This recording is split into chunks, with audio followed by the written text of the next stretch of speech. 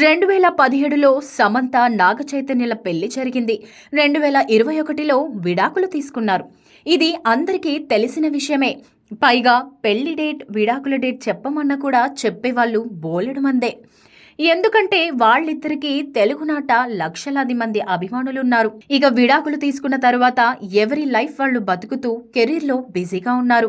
ఇప్పుడు ఇదంతా ఎందుకు చెప్పాల్సి వస్తుందంటే సోషల్ మీడియా వేదికగా సమంత ఇచ్చిన రిప్లై ఒకటి వైరల్గా మారింది. సమంత రీసెంట్గా ఆమె ఒక పాడ్కాస్ట్ వీడియో చేసింది. అందుకు సంబంధించి సోషల్ మీడియాలో తన వ్యక్తిగత జీవితానికి సంబంధించిన ఒక ప్రశ్న ఆమెకి ఎదురైంది. అమాయకుడైన నీ భర్త చైతన్యను ఎందుకు వదిలేశావని ఒక నెటిజన్ అడిగాడు. అందుకు సమంత చెప్పిన సమాధానం విని అందరూ ఆశ్చర్యపోతున్నారు. సారీ, ఇలాంటి ఆచరణలు మీకు ఏ విధమైన సహాయం చేయలేవు. మీకు అంతా మంచి జరగాలి, అలాగే బలంగా కూడా మారాలని కోరుకుంటున్నాను.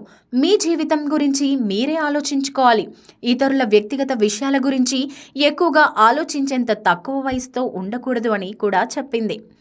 వాస్తవానికి సమంత ఎప్పుడు కూడా ఇంత కూల్గా రిప్లై ఇవ్వదు. చేయితో విడాకులు తీసుకున్న దగ్గర నుంచి తనపై ఎన్నో ఆరోపణలు వచ్చాయి.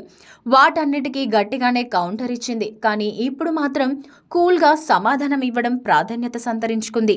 ఇక శామ్ చైలు ఎందుకు విడాకులు తీసుకున్నారనే విషయంలో అసలు నిజం ఎవరికీ తెలియదు. వాళ్ళిద్దరు కూడా కారణాన్ని చెప్పలేదు. అందరూ రకరకాలుగా ఊహించుకుంటూనే వస్తున్నారు. చై ప్రస్తుతం తండేల్ అనే మూవీ చేస్తున్నాడు.